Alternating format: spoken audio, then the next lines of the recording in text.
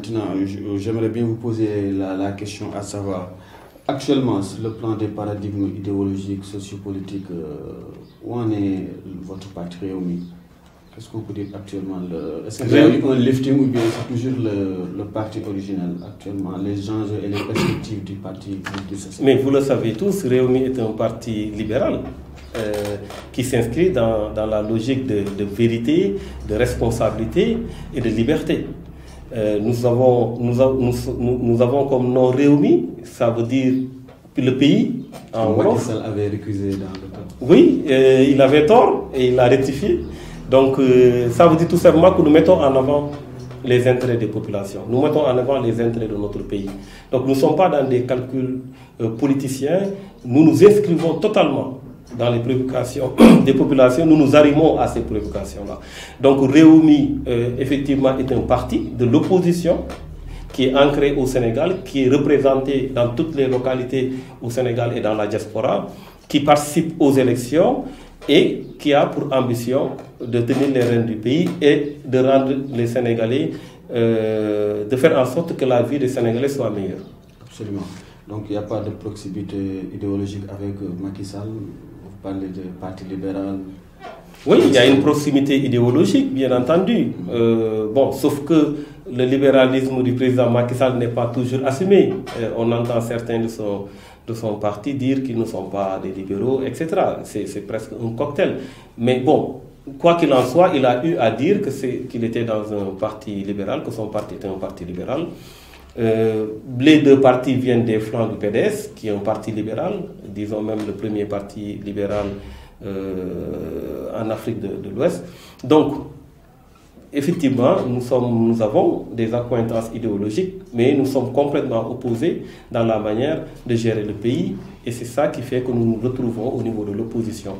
Voilà, pour dénoncer effectivement ce qui se passe. Absolument, pour un peu blaguer. Vous connaissez la chanson de Stromae, Papa Outé, des trucs comme ça? Oui, bien sûr. Ouais, voilà. Ouais. Certains disent que bon, on a envie de chanter cette même chanson pour Idrissa Seck.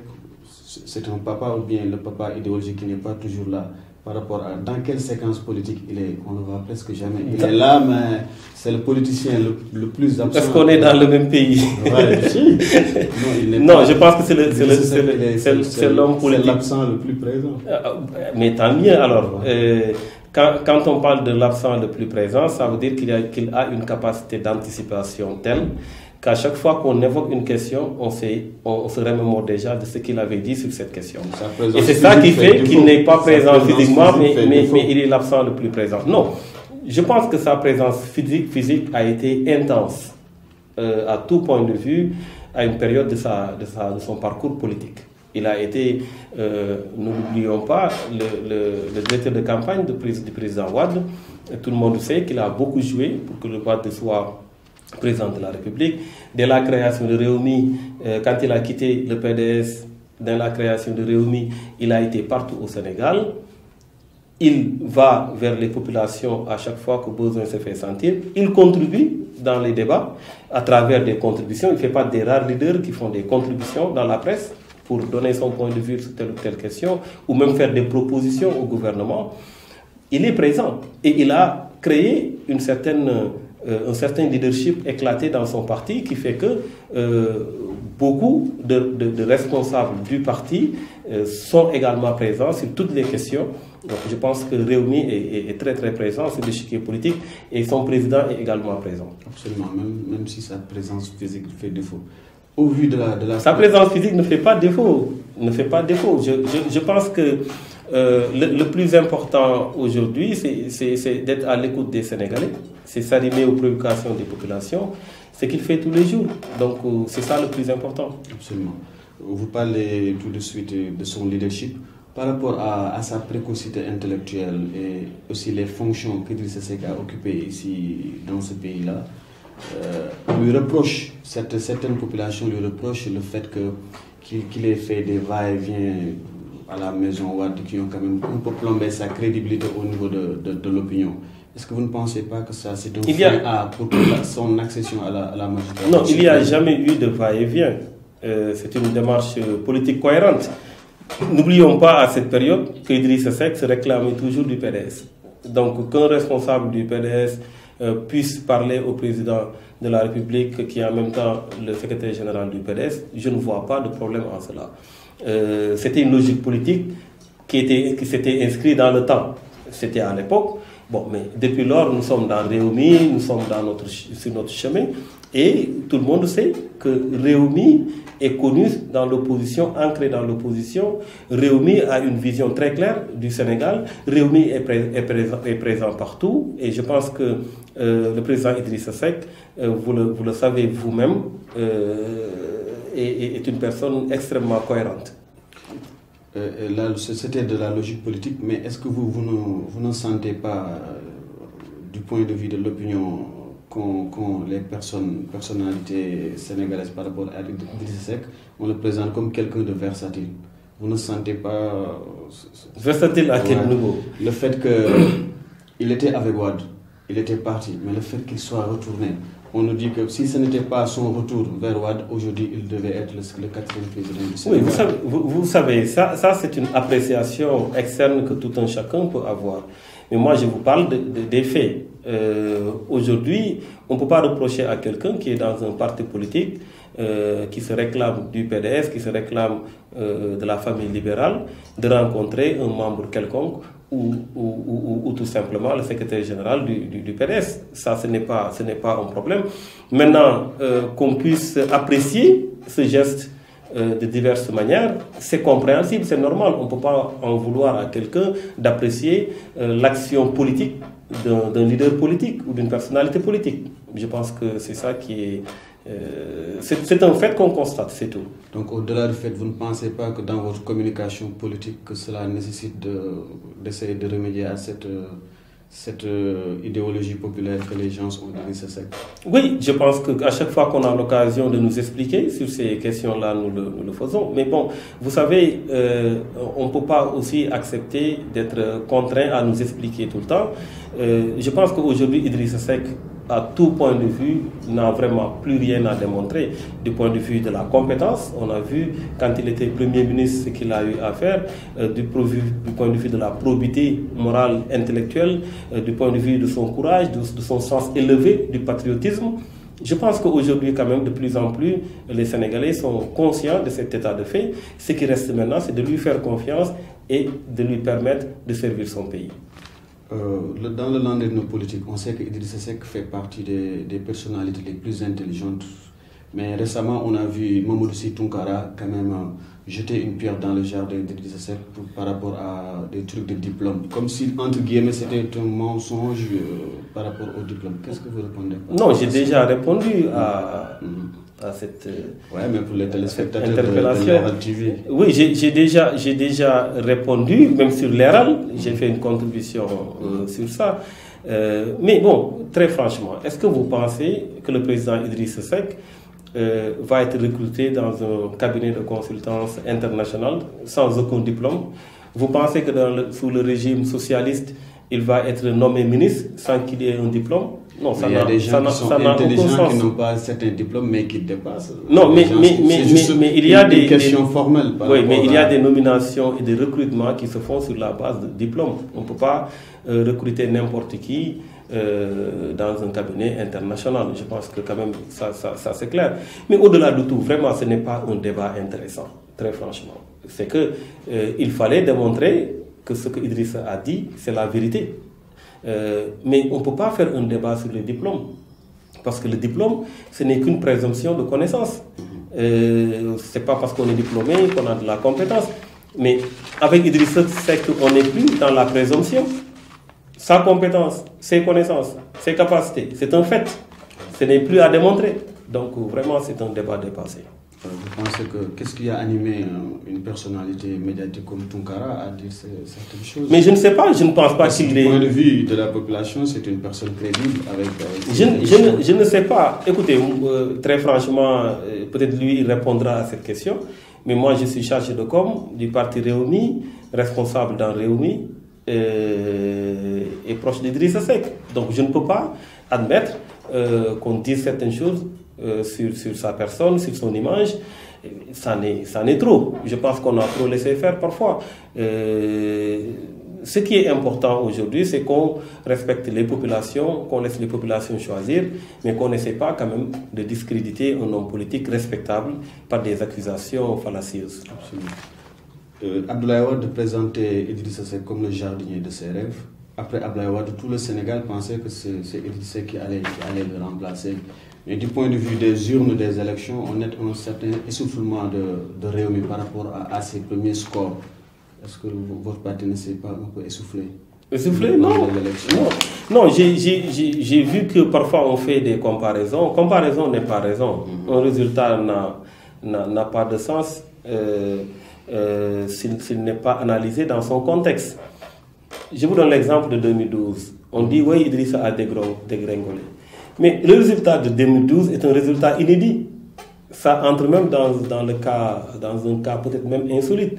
Parce que, imaginez, est-ce que vous avez vu dans l'histoire du Sénégal, un candidat à la présidentielle rester dans un lieu et recueillir 210 000 voix sans aller vers les populations? Idrissa Seck, en 2012, a fait toute la campagne électorale à la place de l'indépendance, où le nombre d'électeurs au kilomètre carré est presque nul.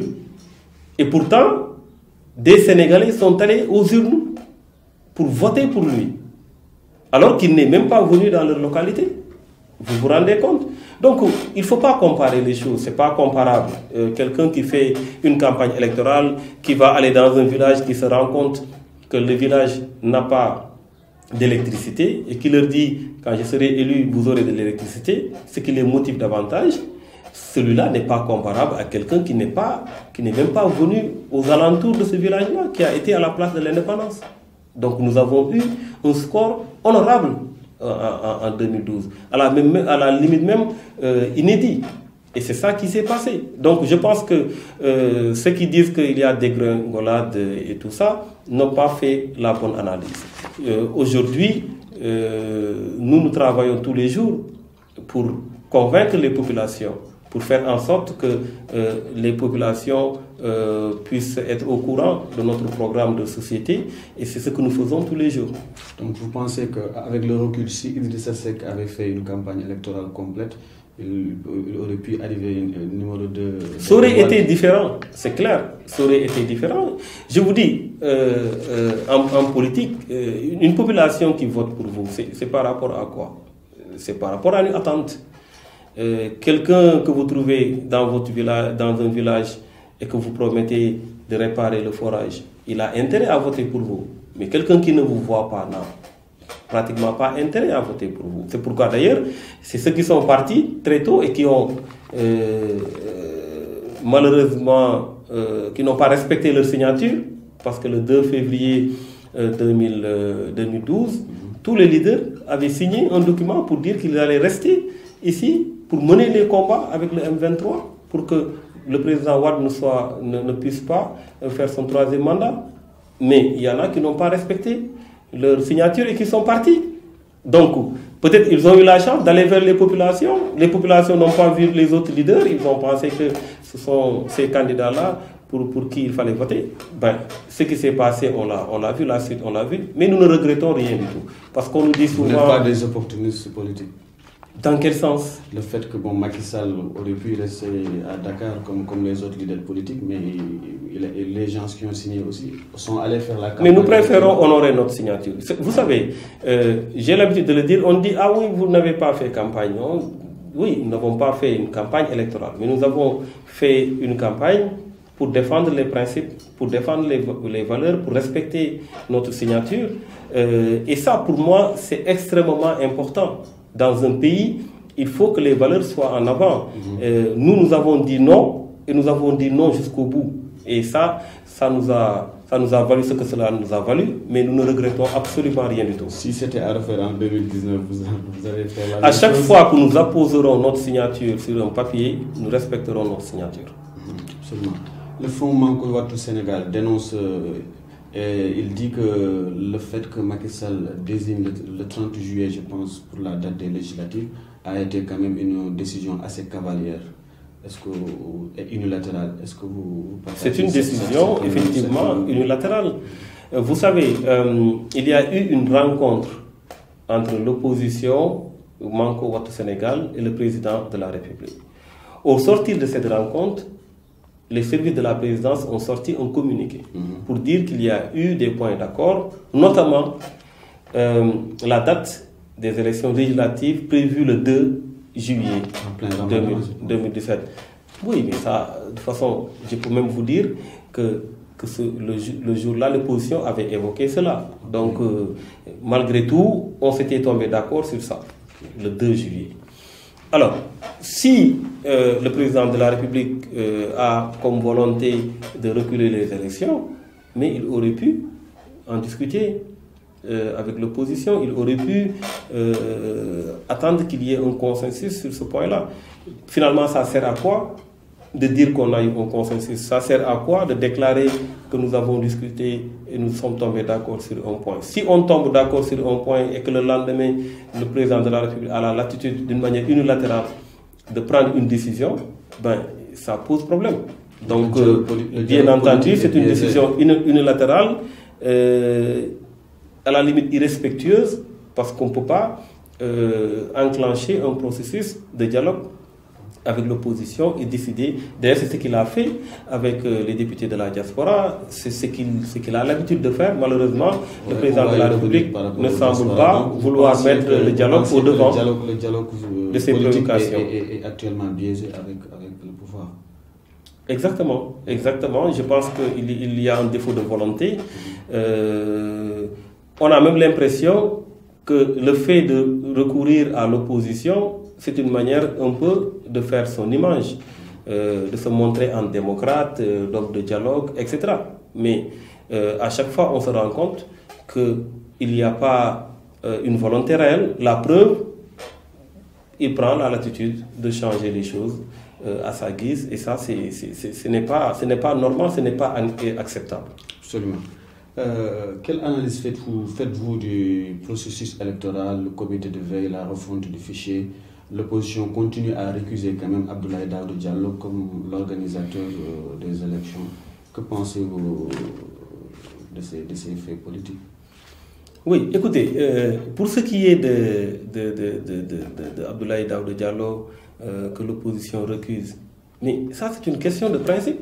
Ça n'a rien à voir avec la personne d'Abdoulaye Daouda Diallo qui a été choisi par le président de la République. Le président de la République a la légitimité de choisir ses collaborateurs comme il l'entend. Ça ne se pose pas à ce niveau-là. Mais du point de vue des principes, nous avions tous combattu le fait que les élections soient organisées par un partisan du pouvoir. Je ne sais pas si ça sera possible de l'insérer dans votre émission, mais je vous donnerai une audio où le président de la République non seulement recuse Ousmane Ngom, mais recuse même Cheikh Gueye, qui était désigné pour organiser les élections. Il n'en voulait pas, il voulait une personnalité complètement neutre. Donc les mêmes arguments que le président de la République avait développés, mais on peut lui opposer ces mêmes arguments-là. On n'a même pas besoin de développer. On lui dit, Monsieur le Président, voilà ce que vous aviez dit, respectez votre parole. Et la refonte du fichier, le truc fonctionnel par rapport au fichier électoral. Pardon? Je dis par rapport à la refonte du fichier, ce qui est fonctionnel par rapport aux élections, pas à part Abdoulaye Daouda Diallo, mais il y a la refonte du fichier, les cartes biométriques et d'autres trucs à faire. Oui, non, mais sur ça, il y a beaucoup de soucis, surtout au niveau de la diaspora. On nous a signalé qu'en Italie, par exemple, il y a le nombre de commissions est très insuffisant. Et que beaucoup de Sénégalais risquent de ne pas s'inscrire. Nous pensons quand même qu'il faut davantage multiplier les commissions pour que les Sénégalais s'inscrivent. Mais il y avait un comité de suivi qui devait être mis sur pied. À notre grande surprise, on nous présente des partisans, des gens qui ont leur parti politique, qu'on nous présente comme étant des indépendants. Mais nous sommes au Sénégal, nous savons qui sont les indépendants au Sénégal. Donc voilà autant de choses qui nous réconfortent dans notre position de croire tout simplement qu'il n'y a pas une volonté réelle d'aller vers un processus transparent. Et ça c'est très dommage, c'est un recul démocratique inacceptable. N'oublions pas que depuis 1992, le code consensuel avec le président Abdou Diouf. Le président Macky Sall avait dit qu'il ferait jamais moins que ses prédécesseurs, mais c'est le cas malheureusement. Nous reculons de plusieurs années sur une question liée à l'élection. Nous pensons très franchement qu'il y a des acquis, il ne faut pas revenir sur ça. Définitivement, que l'on mette en place un processus transparent, clair, que le meilleur gagne. Maintenant, l'argument, c'est d'aller vers les populations, de faire un bilan et voilà, d'avoir confiance au vote des populations et ne pas vouloir gagner avant l'heure. Ça, nous ne pouvons pas l'accepter. L'opposition ne l'acceptera pas. Récemment, Abdoulaye Wade avait évoqué une liste unique pour l'opposition, pour les législatives, afin d'imposer vraiment une cohabitation assez sérieuse au parti au pouvoir. Est-ce que Réumi va aller en coalition? Où en est Réumi actuellement par rapport aux législatives? Non, vous savez, la liste unique, c'est une volonté commune. Hein. Nous l'avons tous exprimée d'une manière très claire. Nous pensons qu'effectivement, que face au pouvoir, il serait mieux que les partis se regroupent dans une liste pour proposer un programme alternatif et apporter les vraies ruptures. Parce qu'il faut le dire que les ruptures n'ont pas été au rendez-vous à l'Assemblée nationale. Il faudra une nouvelle majorité pour apporter ces ruptures-là. Donc cette liste unique, nous sommes pour cette liste unique. Il y a des discussions dans ce sens. Actuellement, qui sont en train d'être faites. Oui, bien entendu, il y a des discussions pour les législatives et espérons que ça aboutira en tout cas à une liste qui comprendra les grands partis, les grandes personnalités de l'opposition qui pourra faire face au président Macky Sall et à sa coalition. Absolument. Je rappelle que vous êtes député à l'Assemblée nationale sénégalaise. Quelle analyse faites-vous de la 12e législature sur Moustapha Niasse? Est-ce qu'il y a eu un progrès par rapport au débat, au vote des lois en tant que député? Quelle analyse vous en faites? D'abord, je n'ai pas de critères comparatifs. Je n'étais pas député dans l'ancienne législature. Mais ce que je peux dire très clairement, c'est que les ruptures n'ont pas été au rendez-vous. Je pense que quand nous faisions la campagne électorale pour les élections législatives, le mot fétiche était le mot rupture. Tout le monde voulait une rupture. Nous avons demandé les suffrages des populations pour apporter des ruptures. Nous ne pensons pas qu'il y ait eu des ruptures. Il n'y en a pas eu, malheureusement. Nous avons eu une mainmise de l'exécutif, une mainmise totale de l'exécutif dans le Parlement,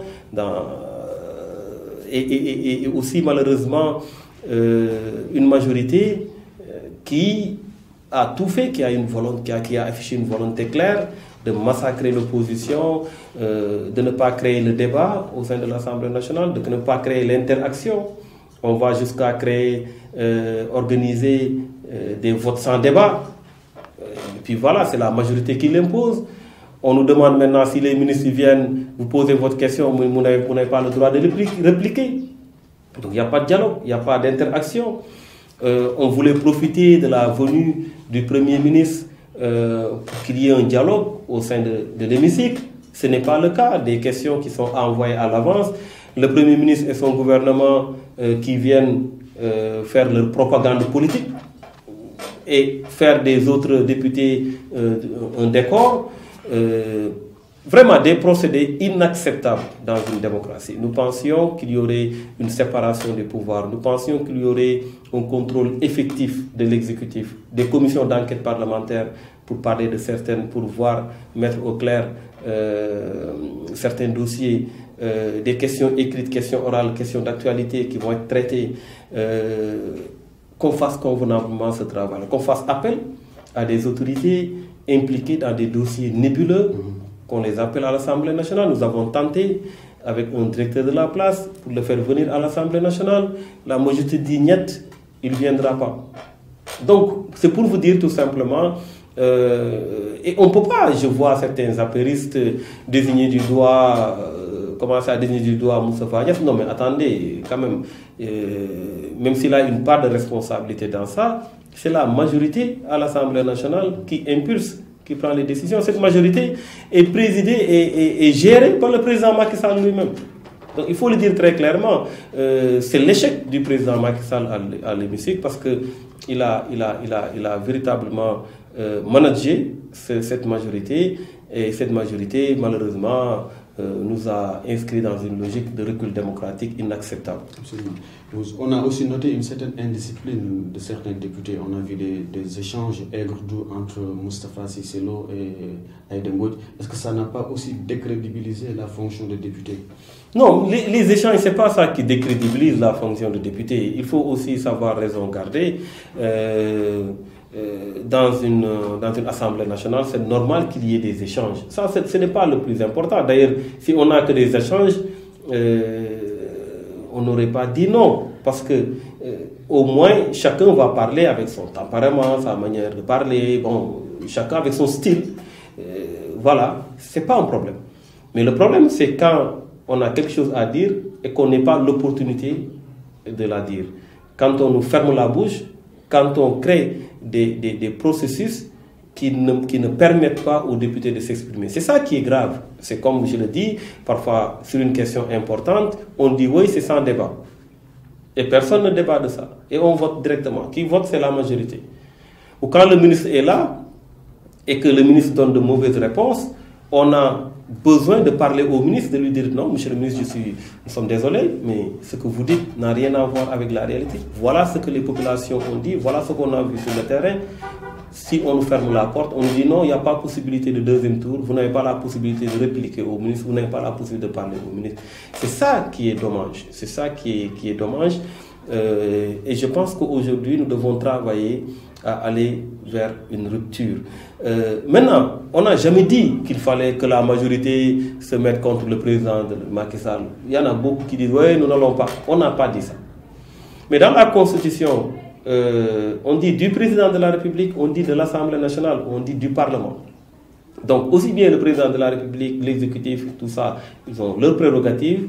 Aussi bien les députés aussi ont leurs prérogatives. Donc, au moins qu'on fasse le travail, le boulot de député, dans l'action de contrôle, le vote des lois, qu'il y ait aussi l'initiative parlementaire, qu'on ne se limite pas seulement au projet de loi, qu'on fasse des propositions de loi, que ça soit discuté au sein de l'hémicycle, qu'il y ait un débat civilisé, que les gens donnent leurs propositions. C'est ça qui va faire marcher les choses. Mais on ne peut pas aujourd'hui faire de l'Assemblée nationale un bureau de l'exécutif. Le président, il fait entrer ses lois comme il l'entend. Chambre d'enregistrement. Chambre d'enregistrement, parfois même le plus souvent en procédure d'urgence, surtout quand c'est important. Quand c'est important, on nous dit que c'est la procédure d'urgence. Le code des impôts, plus de 700 articles, on l'intègre en procédure d'urgence, alors qu'on devait discuter de chaque article. Voilà.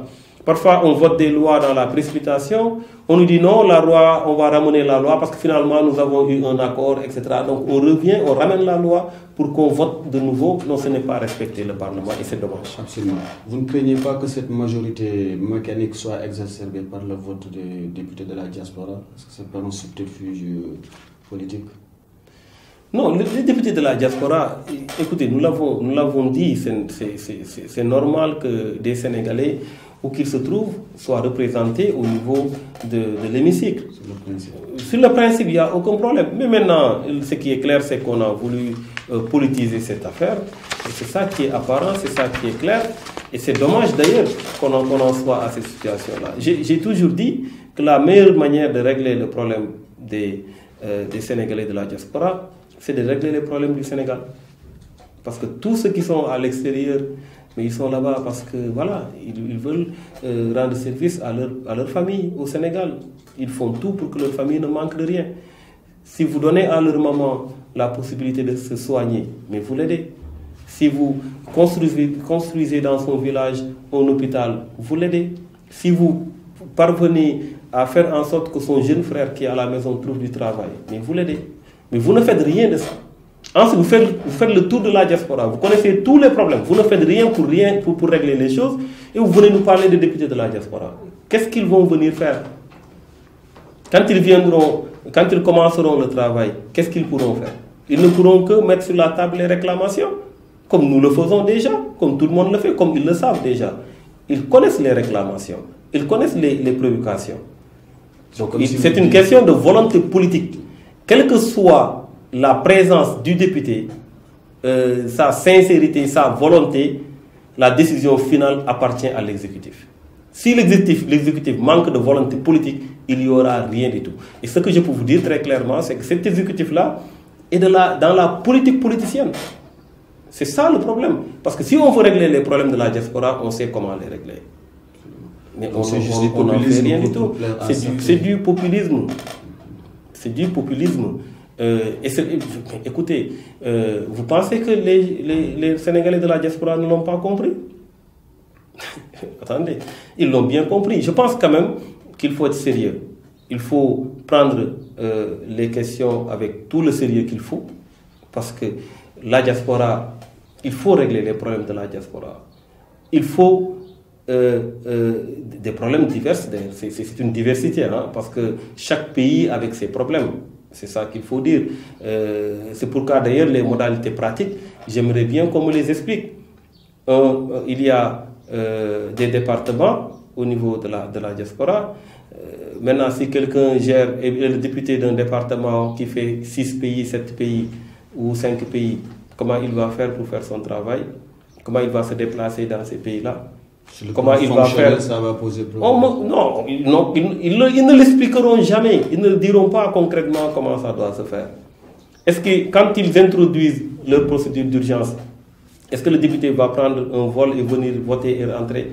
Ou le député va rester là-bas? Ou est-ce qu'il va résider ici en étant comme un député du Sénégal? Il y a autant de questions intéressantes, précises, dont on n'a pas de réponse.